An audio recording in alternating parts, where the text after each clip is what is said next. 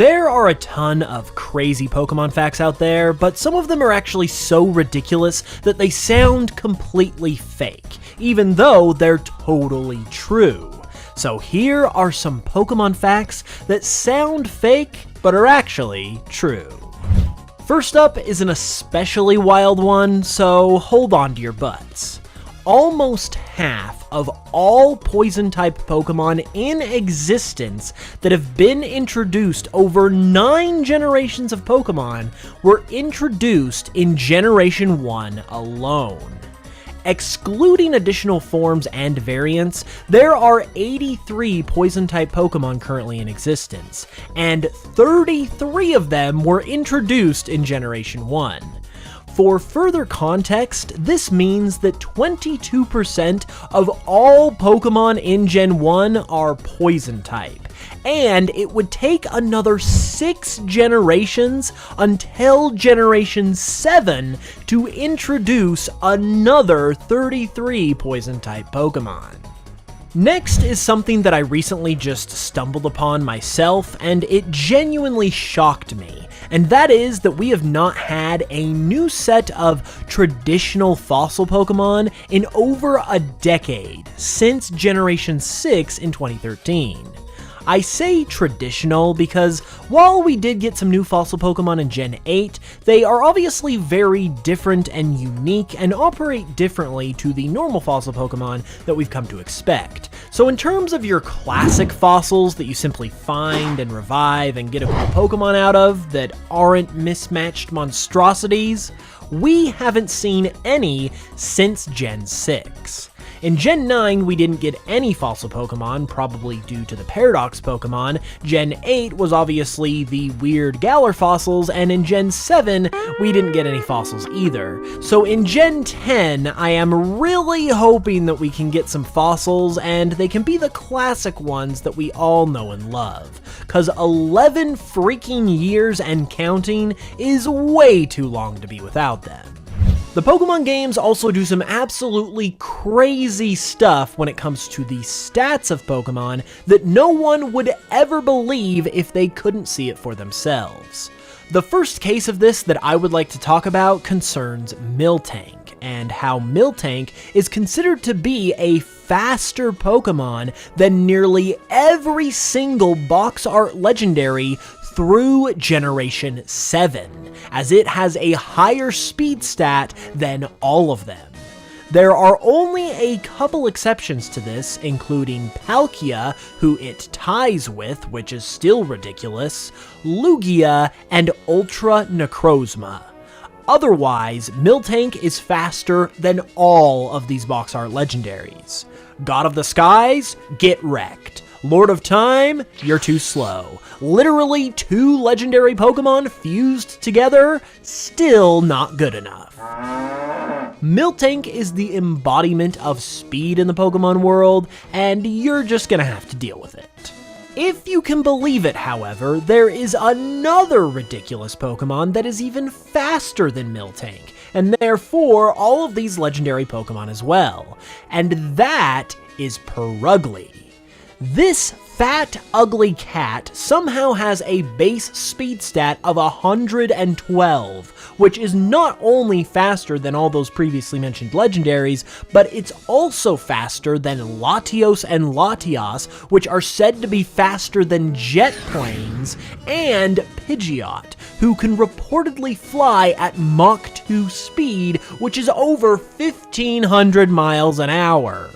And on the topic of speed, another unbelievable speed fact is that Grubbin, the small little bug who is literally known as the larva Pokemon, is faster than its final evolution, the extremely strong and fierce-looking Vikavolt, as it has a speed stat of just 43, while Grubbin has a speed stat of 46. And, as a matter of fact, 46 just so happens to be the favorite number of today's sponsor, Raycon, and their everyday earbuds. Okay, that's actually not true, I just made that up for the segue, but what is true is that Raycon's everyday earbuds offer the same premium audio quality as other earbuds for half the price. I currently use my earbuds to listen to music and audiobooks while I'm doing chores around the house, which not only makes doing chores much more pleasant, but with the noise cancellation that's included on the new upgraded model of the everyday earbuds, it basically just blocks out the world and allows you to focus on whatever you're doing and what you're listening to, which is also going to be essential now that we're in back to school season. They also include multiple different gel tips so you can find your perfect fit. They come in a number of different colors. They have up to 8 hours of battery life, with the charging case providing up to 32 hours of battery life. They have a ton of different touch controls. They're weatherproof and sweat resistant. They have a 30-day happiness guarantee. And again, they're half the price of other earbuds. It even supports the channel if you pick up a pair too, so be sure to check out buyraycon.com/hoopsandhiphop with the link in the description. And you'll also get 20 to 40% off plus free shipping as well. Again, you can check that out with the link in the description, and a big thank you to Raycon for supporting the channel. There are also other weird things like this that happen with Pokemon too though, like for instance, their moves. For whatever reason, there are actually a ton of Pokemon that do not learn moves that they absolutely should without even a second thought. And it is something that has consistently happened throughout pretty much the entire history of the franchise. For example, the move Camouflage was introduced in Generation 3, which is also when the chameleon Pokemon Kecleon was introduced too. We also see Kecleon use literal camouflage within the main story of Ruby and Sapphire, but Kecleon cannot actually learn the move Camouflage, and it wouldn't be able to until Generation 6, meaning that it took about 10 years for Game Freak to realize that that's probably something that Kecleon should be able to do. If you thought that that was bad though, these next two give Kecleon a run for its money, and they just so happen to also come from Generation 3. Solrock and Lunatone are Pokemon that are clearly based on the Sun and Moon, but inexplicably, Solrock could not learn the move Morning Sun, and Lunatone could not learn the move Moonlight until Generation 8. And both of these are moves that already existed when Solrock and Lunatone were introduced, meaning that they couldn't learn these moves for over a decade even though they were entirely available to them. Meanwhile, Aipom, and therefore also its evolution Ambipom, could not learn the move Tail Slap until Generation 7, even though these are Pokemon whose designs revolve around their tails, which also just so happen to be hands. And what's even more perplexing about this is that even though Aipom was eventually given access to this move in Gen 7, it's only through breeding, so it still does not learn it by level up or any other method, even though it realistically should be Aipom and Ambipom's signature move. Another Pokemon that cannot learn a move that should be probably its signature move is Tangela, because it cannot learn Grass Knot by level up, even though that's basically what its entire body is comprised of. And then there's also a few more Kanto Pokemon to speak of in this department, like the Pidgey family, who cannot learn Peck, but it gets even worse than that because Growlithe cannot learn the move Growl, and it gets even worse than that because Lickitung, the Pokemon whose entire existence revolves around licking, could not learn Lick in Generation 1.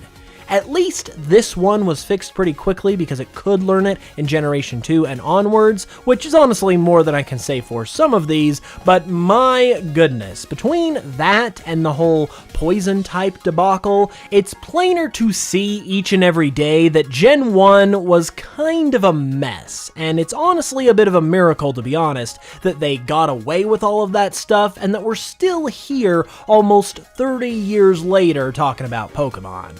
I obviously love that that's the case, but I'm just saying.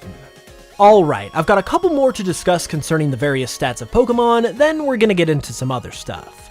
Despite evolution being something that is supposed to make your Pokemon stronger, Scyther has the exact same base stat total as both of its evolutions, as they all have a base stat total of 500, that is merely just rearranged a bit for each Pokemon.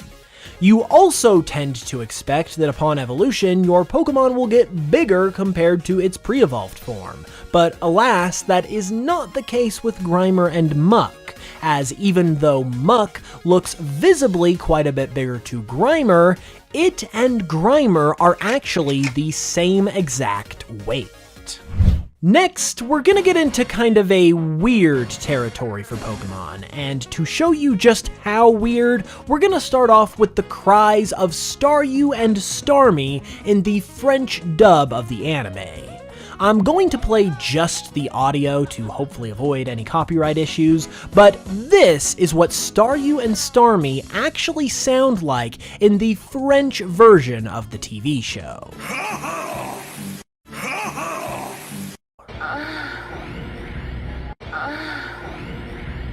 This next one you might actually know due to its circulation around the online Pokemon community recently, but it's also the epitome of a Pokemon fact that sounds absolutely fake. In an interview with Nintendo Online Magazine, which has since been translated by Pokemon historian and Did You Know Gaming contributor Dr. Lava, Pokemon Company CEO Tsunekazu Ishihara spoke about the process of bringing Pokemon over from Japan to America, and how Nintendo of America initially wanted to give Pikachu giant boobs.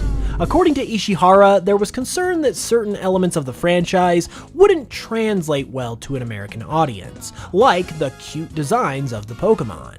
So it was suggested that they give the Pokemon replacement designs in the localized version of the game, and according to Ishihara, we just couldn't believe the kind of stuff they were proposing. They turned Pikachu into something like a tiger with huge breasts. It looked like a character from the musical Cats. All I can say is, I cannot fathom who would have thought that that could have ever possibly been a good idea in any universe, and thank Arceus that they didn't end up using it. Getting out of the weird category of Pokemon facts though, if I told you that Pokemon were gonna have some evil teams named Team Marine and Team Tunnel in their next games, you might laugh at me and say that sounds like a bad fan idea, but these names were reportedly early names for Team Magma and Team Aqua.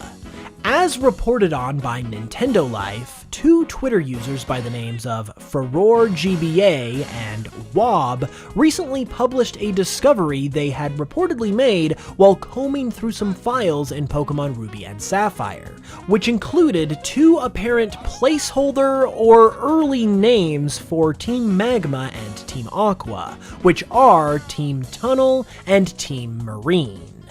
While it is obviously a good thing that these names weren't used in the final games, it is interesting that the Team Tunnel name more directly focuses on a theme of ground and land, as opposed to Team Magma, which incorporates an element of fire.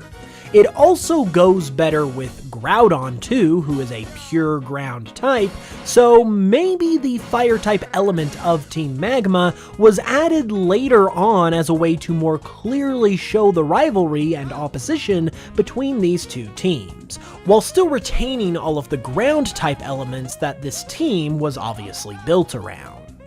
That is all I have got for you today though, so be sure to let me know all of your thoughts in the comments and any fake sounding Pokemon facts you might have as well, and be sure to leave the video a like if you enjoyed it.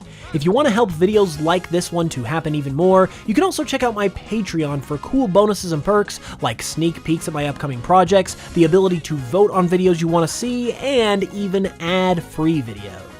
With that said though, thank you guys so much for watching this video, I really appreciate it, and until the next one, as always, I will smell you guys later.